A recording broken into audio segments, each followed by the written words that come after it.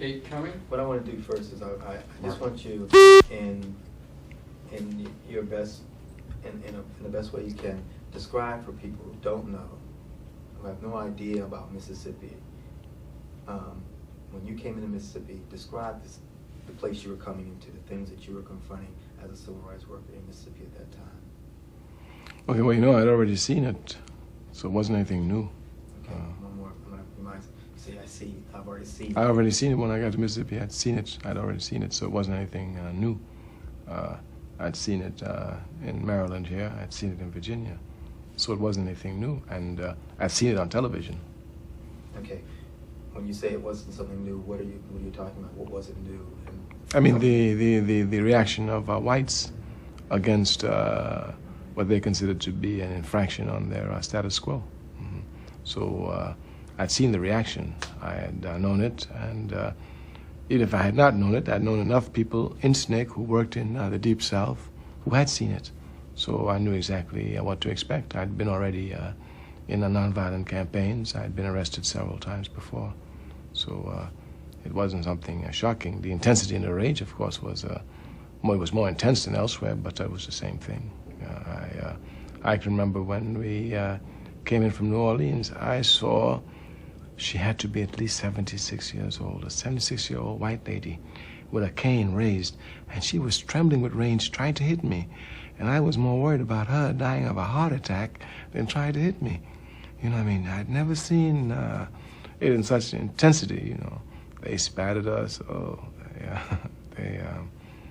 It was really wild, you know. But I'd seen it on television before, so I knew exactly what to expect, you know.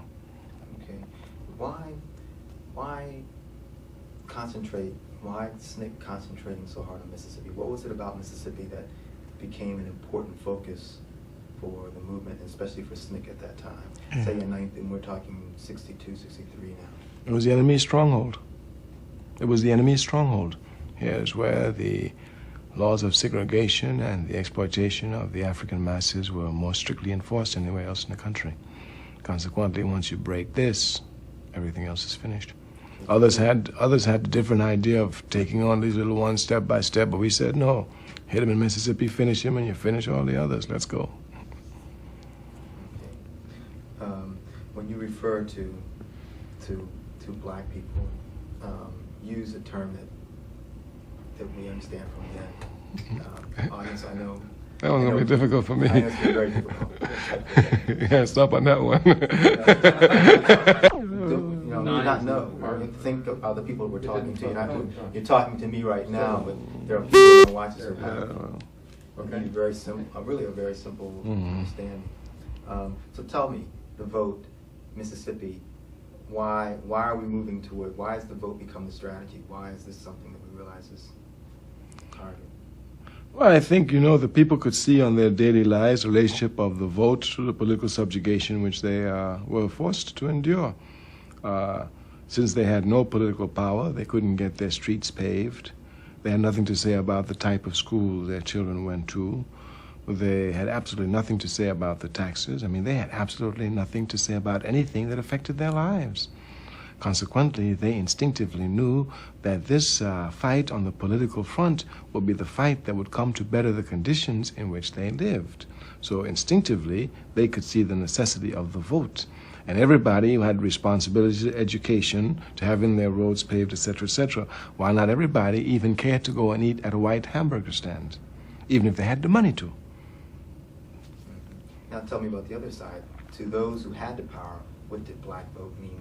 What did it mean? And then how was that translated in terms of keeping black people from having the right to vote? Well, it would mean for those who were oppressing Africans there, it would mean that they would have to lose a lot of economic benefits and economic profits.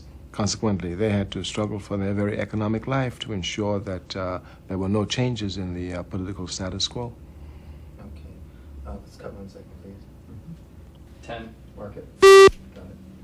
Okay. Talk to me about this. And what does this mean, this thing of taking power? We're talking about power now in Mississippi. Help me to understand that. Well, if you're talking about here, loss of economic profits ill-gotten through a fight on the political front, then you're speaking seriously of a struggle to the death. Of course, anyone knowing at that time just the history of Mississippi knew precisely what you're up against. We had seen Medgar Evers get shot in Mississippi just for encouraging people to vote, and cold-blooded. And we saw that when the man who killed him was brought up to the court, he was let scot-free. He walked right out the court. He wasn't even arrested, as a matter of fact. So it was clear to everybody what was going on. We had seen people's house burned down. We've seen people arrested for no reasons. All of us have been arrested. We've had houses shot at. We had houses burnt down. We were facing nothing less than naked white terrorism. And we properly understood this. If a few years ago, before we went to Mississippi, the picture of Emmett Till was strongly imprinted upon our mind. Emmett Till was a little child, I don't think no more than 13 years old, who whistled at a white girl. And he was killed and thrown in Tallahatchie. And all my life, all I wanted to do was to get into Tallahatchie County, and it was a terrorist county. It took years of work to get into Tallahatchie. They had people so intimidated. I mean, even I had to sneak in there late at night and come back out before the morning. Tallahatchie County. So all of this was in, but we came to crack it wide open, and nothing was going to stop us from doing that, no matter what it took, including our lives. That was already decided. Okay, then with that in mind, describe the use of non-violence tactic in Mississippi. It was like an image of the movement. How did that apply in Mississippi then? Well, it doesn't really apply. You see, the question of nonviolence does not apply when you take it. The question of nonviolence doesn't have any real relevance when you talk about organizing. Nonviolence as a tactic in a public demonstration is, at this point, effective. But if you're an organizer, you're talking about being on the road 3, 4, 5 o'clock in the morning, sneaking on a plantation with the Ku Klux Klan laying in wait for you. You come down the highway, they come chasing you. If you stop and be nonviolent, they're going to kill you. If you are dead, we need another worker to come to replace you to carry on the people's struggle. So the logics of this was just incomprehensible. That's why the people who were involved in organization instinctively understood that nonviolence was a tactic. And consequently, the tactical name of the Student Nonviolent Coordinating Committee stayed there. But most organizers in the Deep South who worked for SNCC were carrying guns. And these contradictions were clear. I'm riding along in Mississippi. I'm sent to Cleveland, Mississippi to have a meeting and a discussion and do some work with a man called Amzie Moore, who was with the NAACP. Fine. I get in the car with Mr. Moore, we go. On the way back, I look at some cars and I see they look like they might be following us. And I say to Mr. Moore, I said, these cars might be following us. He said, oh, don't worry about it. I said, they might be seriously following you. He said, don't worry about it. And he reaches under the seat of his car and pulls out a brown paper bag with a gun in it. I feel very safe now. I said, oh, you don't have to worry about anything about it. Just pass it here. You just keep on driving. Don't worry about anything. You know, so the logic of nonviolence is finished here. It's completely finished, yeah. There was and I'm going to jump ahead now, because there was a specific time when, after the murder, the 3 civil rights workers are found, that there is a discussion about using violence at a demonstration. You were there. It's actually in your district. Your people are talking about this. Mm-hmm. You are the one who really says, no, this is not what we can do right now. Mm-hmm. Talk to me about that. What was that? Well, it would not work exactly what we were doing. Number one, there's a difference between spontaneity and organization. Big difference. Of course, when you're organizing, you must use spontaneity. But merely because you're using spontaneity doesn't mean you're organizing. Our people can be mobilized very easily, but to keep them organized is a serious task. And we were laying the groundwork for organization in Mississippi. This spontaneous uprising, this spontaneous confrontation, not uprising, confrontation, this spontaneous confrontation would create problems for our organizing efforts. In the first place, people would be arrested. Resources which should be continued for the organizing, which is long range and more effective, will have to be disrupted. Attitudes will have to be changed. Those who are doing quiet work now will come under more fire from whites who will, through this confrontation, want to augment their revenge, you know.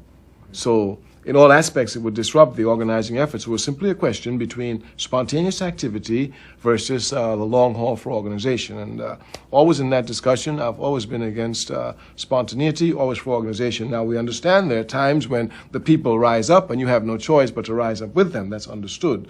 But it was just a question, and that one had been worked out in SNCC long before, with a lot of struggle. It had been worked out, as a matter of fact, since the decision which was made between organizing and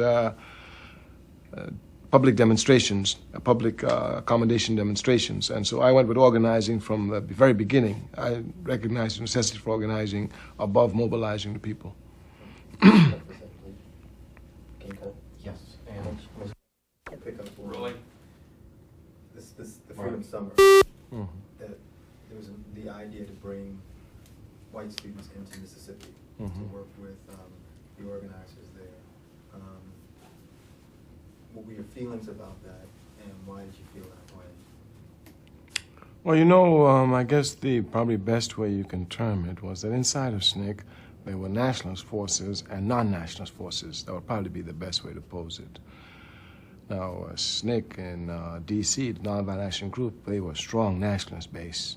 You had, you know, Cortland Cox coming out of places like New York with Harlem and strong nationalist background, myself also, and also having been born in the Caribbean, it means that our struggle here could not just be a struggle other than really deeply linked in nationalism. So you had strong nationalists. So there was a constant struggle inside of SNCC between the nationalist forces and, for lack of a better term, of course it's a vague term, the non-nationalist forces. And the Summer Project was opposed by the nationalist forces. And all of the problems which we outlined turned out to be absolutely correct. We had said, number one, that doing that would begin to give only a false hope to the people, one, because they would see all these things just for a summer, and once the summer was over, it'd be back to business as usual, and we could not sustain it, one. Secondly, it would push local people into the background completely and totally, and that they would no longer be in control of what would come because it would be too big for their capacities. And then here, you would have this staff, this cadre, which we were developing, they would be retarded in their growth, again, only for the suffering of the people. There are many, many other points, but these are some of the points that we harped on. Of course, we were very strong about the point that we didn't also want a lot of white students to come down because we knew what would happen, and the atmosphere would change, and then once again, the African masses in Mississippi would think that they were saved by whites. So there were strong points, not just strategic points and tactical points, but strong ideological points here that really came to struggle. We opposed it completely. Well, there are many people who felt that Mississippi needed to be opened up to the rest of the country, that the attention of the country needed to be drawn to Mississippi. What did you feel that this was a... We were totally against that. For us here, the question... You gotta tell me what you're... I'm sorry, I keep forgetting you're not on there. There were some of those inside of the organization who felt that this would help open up Mississippi immediately.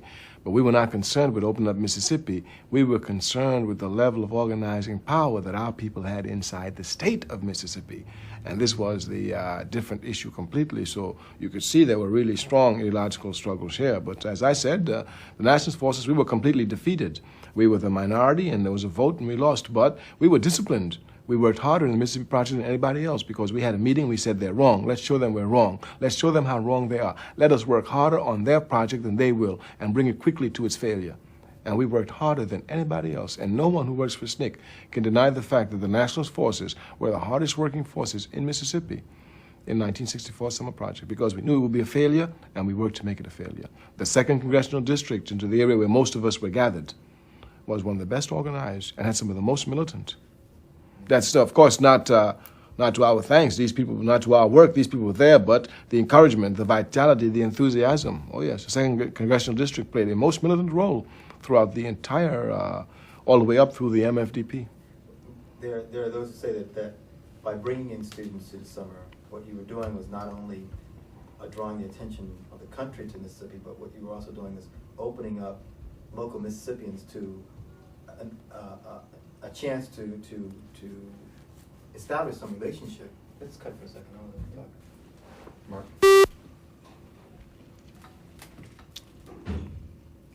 So let's talk to me about your feelings about the summer and what took place in your district and why. Okay, we worked in the 2nd Congressional District. That's the Delta area. That's flatland. Here your work is to, because here you have your plantation strength. This is where the plantation system took its real roots. So here you're still talking about a legacy of a plantation system, a big white house with the shacks and what they call sharecropping, for all practical purposes slavery, because these peasants, Abraham Lincoln freed them, and he freed them without money. So the day he freed them, they were in debt, and they stayed in debt until the 1960s.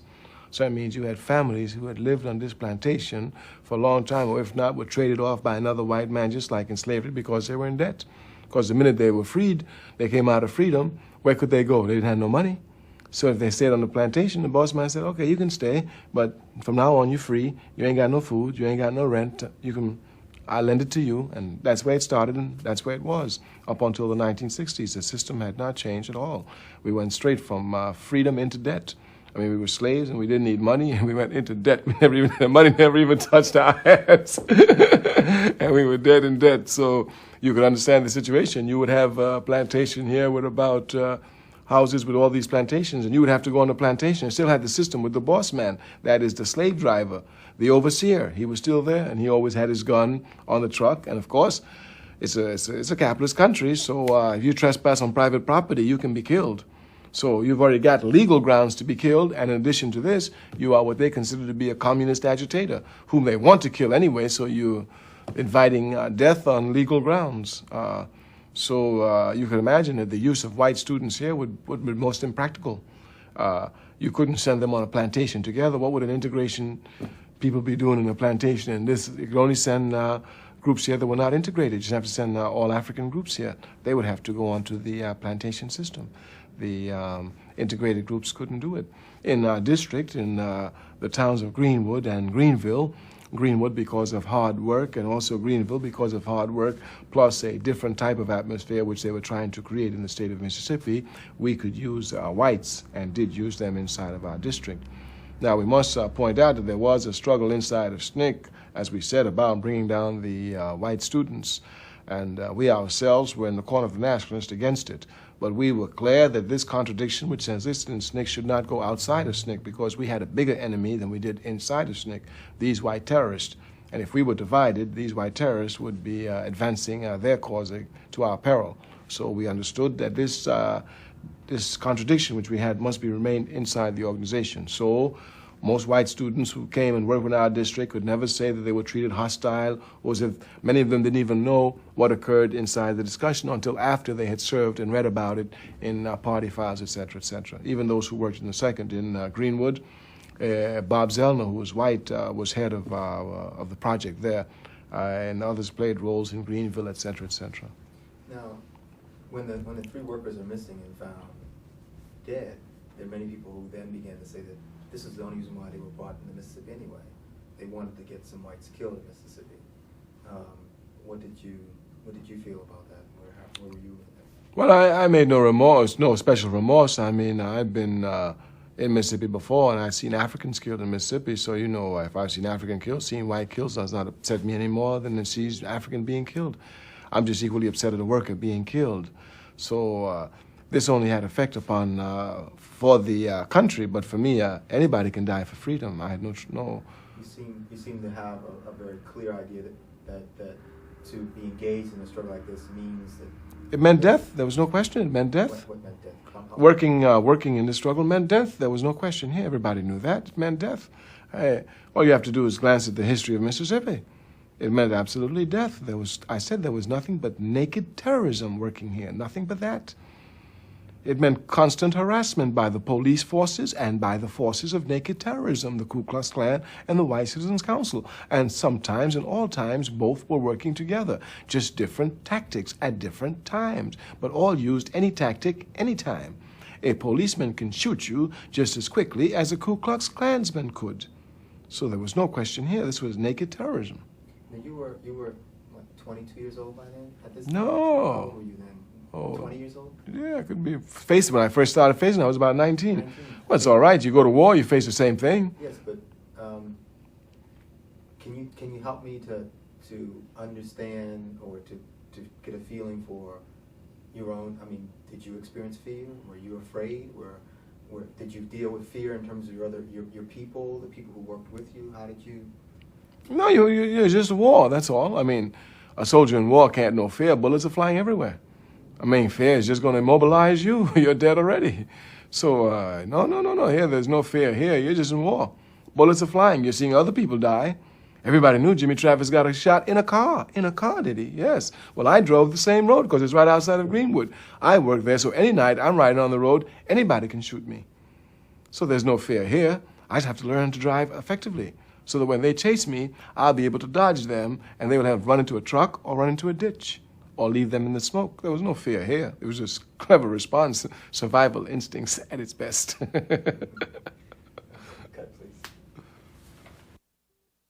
Where I want to pick it up is 13.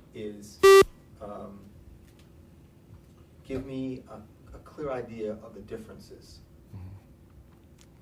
okay, between the two sides, and where those differences and how those differences are going to lead us to a new approach and a new idea. Okay, now we want to go back again and emphasize that the names we're giving to them is nationalist and non-nationalist, again, for lack of better terms, more precise terms. And even, I guess at this time, if you're talking about this time, this would probably be the terms given at this time, too. Now, okay, in terms of nationalists and non-nationalists, you're talking about those who see the struggle of black people's struggle. Exactly. Must lead it, must, and it depends. Give it to me that way instead of nationalists and non-nationalists. Okay. For those nationalist forces, then, they would see, number one here, the necessity of an independent organization for Africans in the country, one. Number two, that this organization must be led by them, financed by them, and ideologically controlled by them. Number three, that the vote then for them only became a tool, not a tool to continue, but a tool to organize the people. For them, it was the level of organization of the oppressed masses that would decide the question of victory. On the other side, you had what we would consider to be the non-nationalist forces. They felt here that coalition forces were necessary and just enough pressure was necessary to be brought upon the state of Mississippi to crack it open and make it part of America. There were others here who were screaming on the nationalist front that we're not trying to be part of America, we're trying to change all of America. You understand? And we're not just trying to make Mississippi become into part of America. Of course, some on the other side could not comprehend that. That's understandable. Even some who were shouting it on the nationalist side did not comprehend it. That, too, is understandable. So on the non-nationalist forces, you've had those who would see that publicity would be a method because all they want is to expose how dangerous and bad Mississippi is to the rest of the nation, and the conscience of the rest of the nation would quickly wake up and say, oh, we're doing terrible things, let's try and make it like Chicago. You understand? Our statement was clear. When you get the vote, the nationalists used to say all the time, when you get the vote, don't get excited, because they got the vote in Chicago and they're still poor and powerless. So there were those who then on the non-national side who felt just bringing them in, getting them the vote would solve the problems. This crystallized around the issue of joining the Democratic Party and not joining the Democratic Party. The nationalist forces did not want to join the Democratic Party. They wanted the Mississippi Freedom Democratic Party to be an independent party, independent of the Democratic Party, and then to, from this party, build an independent party for Africans throughout America. Those in the non-nationalist forces felt that no, that they could get into the Democratic Party, and when they got in, everything would be all right. It'd just be like, I guess, Chicago and New York, So these were the real struggles. Now, even most of the nationalist forces, including myself, were against, what was being pushed. Since, again, we were the minority, we pushed the program very hard. We worked very hard at the Atlantic City Convention. If you will look there, you will find us working very hard because we knew it wouldn't happen.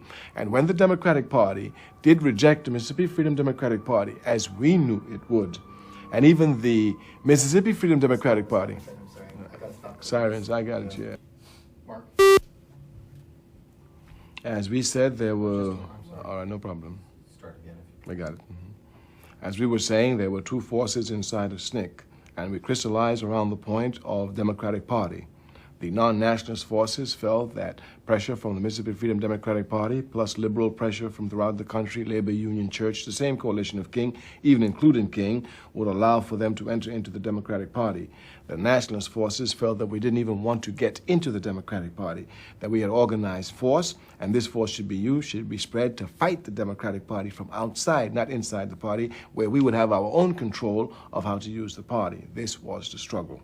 This was the class struggle, of course. As we said, the nationalist forces went and struggled Atlantic City. Dr. King himself, who was asked by SNCC, the non-nationalist forces, to come and help, took a position against the MFDP at the Democratic Convention, and they brought him out on crutches to try and change the minds of the people. So we cannot say that this decision which the people took, the MFDP took, was imposed upon them by the nationalist forces, because they brought out King, they brought out Bayard Rustin, they brought out Walter Reuther, they brought out Hubert Humphrey, they brought out every possible, the biggest political forces the Democratic Party had, and since they were going to be the winning party, they had all of them before the people, explaining to the people why they should accept this filthy compromise, and unanimously the MFDP said no. So they couldn't say that this was imposed by the nationalist forces. This was a decision of the people. So it showed here that the nationalist forces were properly in tune with the people's aspirations, and the non-nationalist forces were not. Okay. Cut this second. That one is a kind of rough statement I ended up with saying there. How you have to cut it, but it's a 15, Mark. Okay. What were the goals of the MFDP challenge for those from Mississippi as well as those organizing in Mississippi? Again, we see through SNCC as two different goals. For the nationalist forces, the goal was the organization of the people, that organization which was built, the Mississippi Freedom Democratic Party, which belonged to the people, which they controlled, and which was a militant organization, which was uncompromising. And it had a network of poor people in it, so it really was a poor people's party and a really strong party. So for the non-nationalist forces, this was what we wanted. This was the goal. Now, we wanted to broaden this goal throughout the country. That's what the nationalist forces. So for them, the MFDP, the challenge and all that, was nothing other than a tactic to help make a strong party. For the non-nationalist forces, the Mississippi Freedom Democratic Party represented a solution. Number one, they assumed that the Mississippi Freedom Democratic Party would be seated inside the Democratic Party and perhaps allow maybe Mrs. Hamer or Mr. Aaron Henry to run and become a senator or a congressman from the state of Mississippi. That's what they really believed. And of course, if you'd look, they had all the backing of liberal congressmen and senators who were speaking, and the atmosphere in the country at that time, et cetera, et cetera. So they really honestly believed that they were going to acquire this. The nationalist forces knew that there was no chance or no hope for this, that this would not happen. But since they honestly believed it, when the compromise was rejected, and they themselves had to reject it, you must understand it now, it's not even that they wanted it.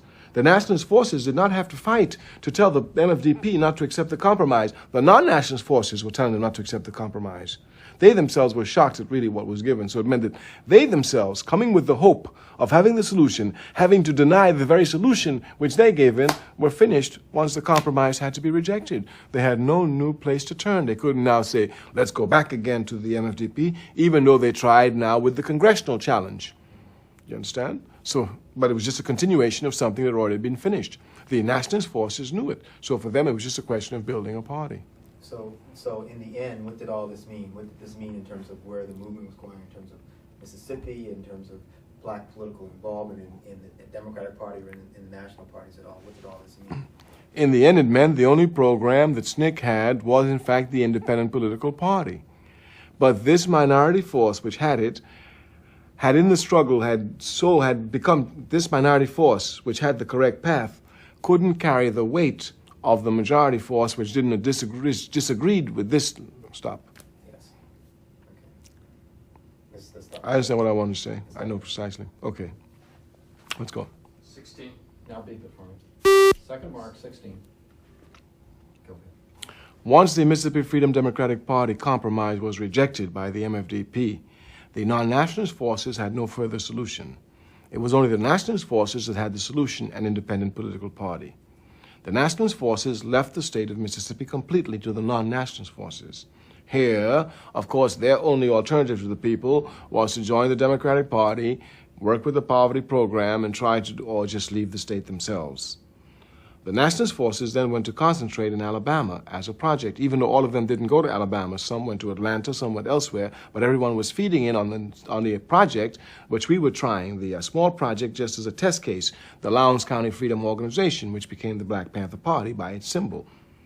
So consequently, this was the only alternative that SNCC had, and that's why the Black Panther Party, though it was only organized in one county in Alabama, had more noise in 1965 than Mississippi did with all the counties we had organized with the Mississippi Freedom Democratic Party. Thus, again, we showed that the nationalist forces were absolutely correct in their decisions to move that way. Of course, with the coming of this force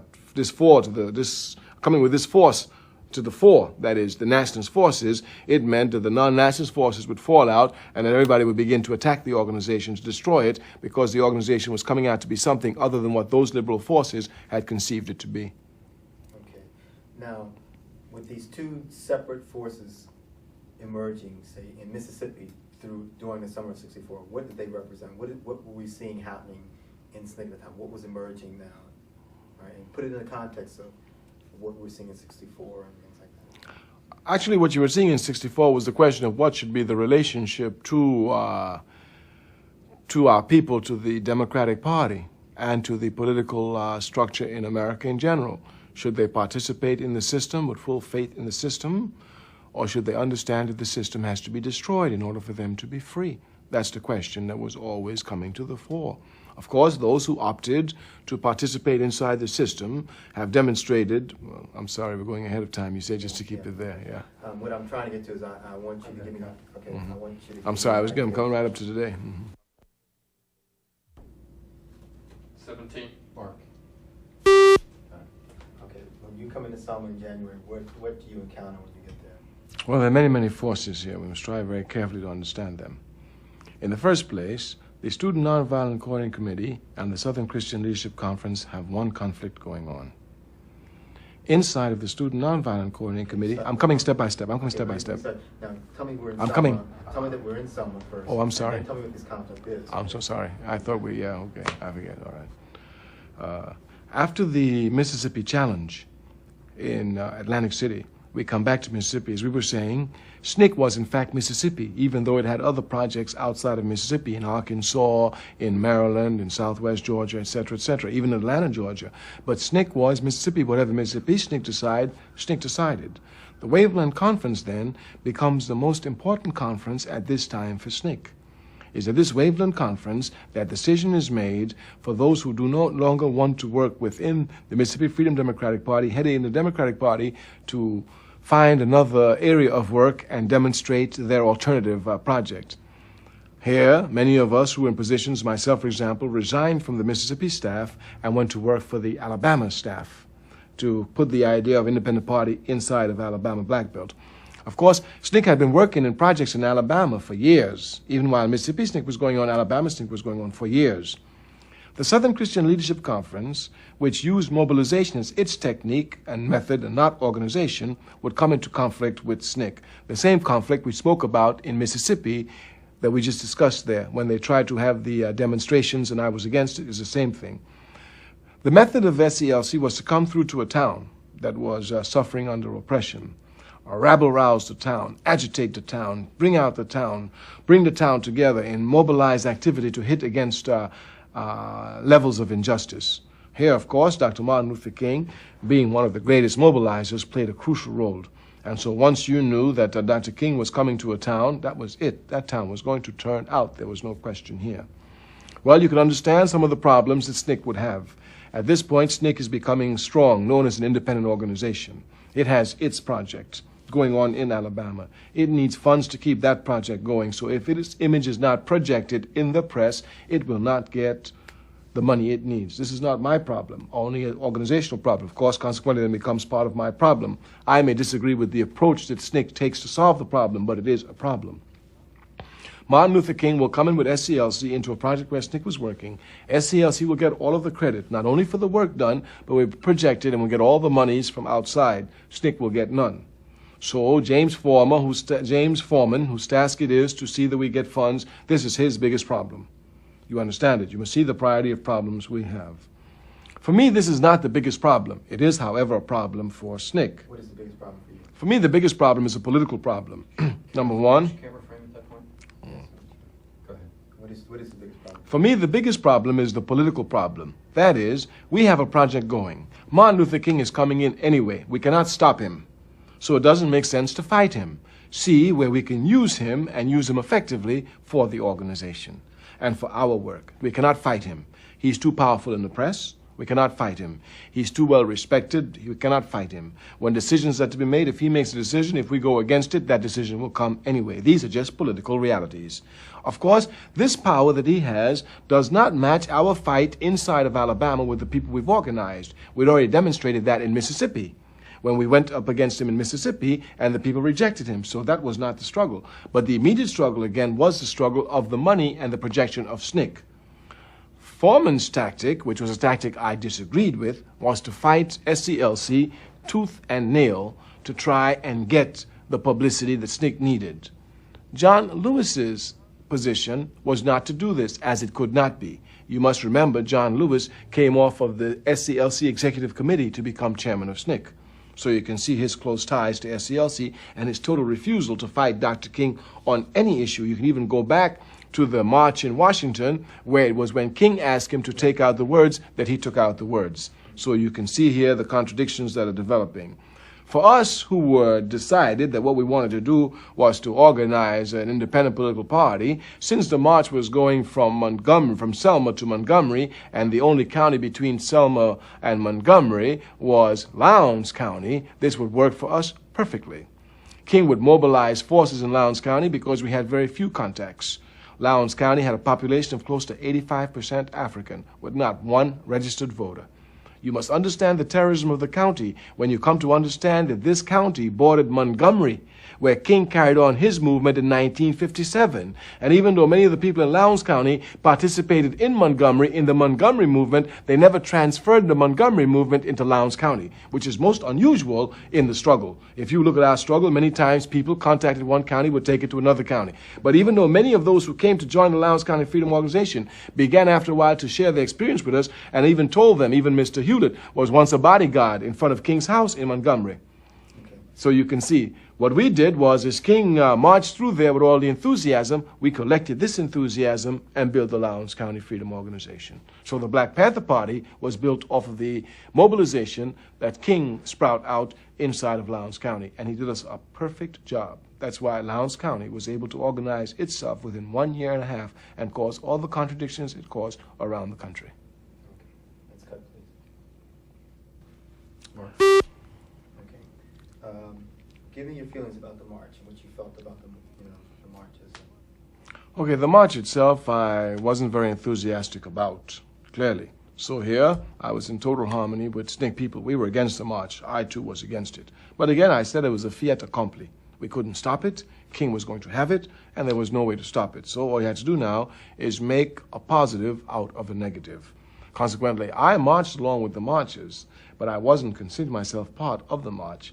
And what I did was, when it entered Lowndes County, I would seek out all the people from Lowndes County who came to the march. I would get them, write down their names, record it, their addresses, and tell them, listen, we're going to stay in Lowndes County. We're not just going to pass through. And they'd be excited to hear that. So while, and as I said, most of the march stayed in Lowndes County, because Lowndes County is the only county between there and Montgomery County. Why did you disagree with the march?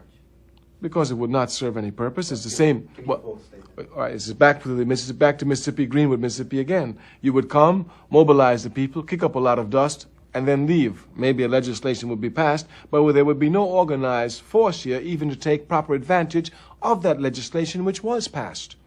So consequently, for me, the organizational power is still the only means to advance the people's struggle scientifically and properly, not the mobilization, only the organization. So consequently, since the march would not lead on behalf of the SCLC on any better organization, they were just going to mobilize and leave like everywhere else. Then for us, at least since they will kick up the dust, we who are going to be there would catch this dust and keep this dust to carry it on where we must go.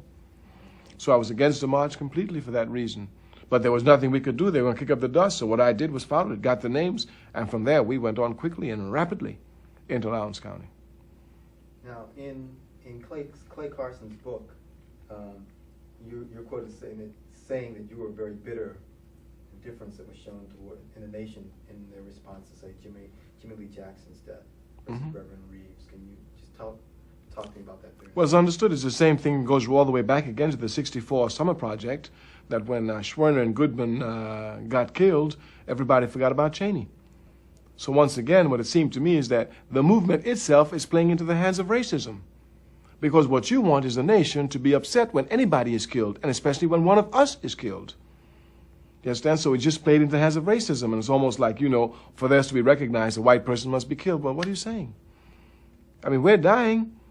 We died out of proportion to numbers, and yet even today, when people speak, they will tell you once again, Goodman and Schwerner. The names are recorded throughout. Yeah, Jimmy Lee Jackson, Herbert Lee, you understand, so many, many, many names are not even known. Even the names of the 3 children blown up in a church in Birmingham, Alabama, are not as well known as the names of Cheney and the name of Goodman and Schwerner. So here again, you're just playing into the hands of racism. So, of course, we're bitter. We're still bitter to this day about it, because it still means that our life is not worth, even in death, the life of anybody else. That their life is still more precious. Okay. After Reeves' death, President Johnson went on the air and made a speech for the Voting Rights Bill, and in conclusion he said, "We shall overcome," and used words quoting King and things. What did you feel about that time and the voting rights and just legislation? It was clear hypocrisy, clearly, and not only that, it was for us, the nationalist forces, clear the failure of the non-nationalist forces. That is exactly what they wanted. Tell me what is hypocrisy?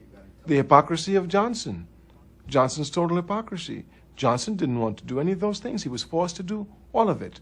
And then having to do it, he did the least he could do and tried to make believe as if he was really doing something.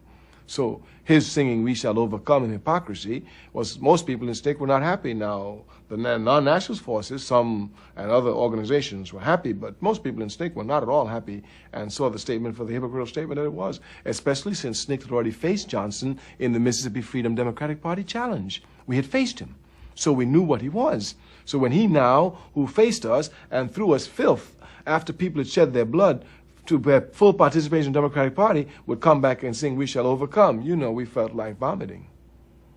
Okay. And we were younger then too, you know. How much film you have left there? 0. Let's cut for a second. In context of time. 19. Or Before. just a moment. Go ahead. The Vietnam conflict for the Student Nonviolent Going Committee and its militant position was decided long before they gave to the peace movement the slogan, "Hell no, we won't go." This decision started as a result of a racist congressman in areas where SNCC workers were working, trying to get us drafted. So you can understand how the struggle started long before Vietnam. For example, Eastland would find out that I was working in his district, and maybe that I was born in New York, or my draft was in New York, and consequently he would send a note to my draft board to draft me. So even from the time we were young, before the struggle started, we had to resist the draft in order to keep on fighting in the struggle. Well, obviously, it would be difficult for them to convince me, who was getting shot at in Mississippi for getting the right to vote, to go to Vietnam and shoot somebody to give somebody else the right to vote. Obviously, the logic here was too clear. We had no choice but to resist the draft, and not only to resist it, but to continue the struggle. So we had 2 objectives. The first objective, actually, was to continue the struggle while resisting the draft. So even before resisting the draft became a thing, inside of SNCC it started. Since 62, 63, we've been in this struggle. So once the Vietnam War was building, and obviously we had no intentions of going to fight to give the vote to anybody since we couldn't vote in Mississippi. You understand, there was no question here. This was already decided long before the militant aspect of, as we said, "Hell no, we won't go." And even if you will look, you will see that the peace movement itself, which SNCC was aligned to, had the slogan not of "Hell no, we won't go." They didn't want draft resistance. They wanted peace inside. They just wanted America to stop the war. You know, that's what they wanted. But it was SNCC that wanted destruction of the draft. And the reason why we saw the reasons because they attacked us, and we began to see the draft, in fact, here as a political weapon against our struggle. So we had to go to destroy the draft. And throughout the struggle, you will see the militancy of SNCC Wherever people speak for SNCC, they'll be going against the draft. As a matter of fact, some of the first arrests and some of the longest arrests SNCC faced, as a matter of fact, were around this draft with the Bob Stone and those others in Atlanta, where we went to destroy. And you will see the fight with Cleve Sellers going to jail. And at this time, they were really attacking us. And by the time we got ready, we said, okay, enough time playing with them. Just tell them, hell no, we won't go. And let's spread it out there. Of course, we were lucky because at this time, the Nation of Islam also had Muhammad Ali, who also was taking the same position. So you had, and of course we must be clear here, the Nation of Islam had always taken a position against the war in Vietnam, against going into the army. Honorable Elijah Muhammad went to jail in World War II, not because like Bayard Rustin or others that he was nonviolent or a pacifist, but because he simply said, I ain't gonna fight in the white man's army, that's all. So their tradition gave a strong boost to SNCC's fight now against the draft. So while they were not an activist group coming out as SNCC would to picket and to make demonstrations no matter what forms, at least their philosophical backing and their position of all their members not to be drafted was a strong backup to SNCC. And what did, being in Mississippi in '64, what did the Civil Rights Bill in '64, what did it mean to those in Mississippi? What did it? Well, in 1964, the passing of the Civil Rights Bill meant very little to people in Mississippi, again, because simply since early days, they had decided the vote and political power was the way to begin to find a proper key to the solution of the problem. So the '64 bill was not even so strongly applauded or anything. It just passed, just, oh, they passed a bill today, fine. Among the people, we're not talking about SNCC people, among the people, oh, they passed it. Among SNCC people, it probably wouldn't even be mentioned,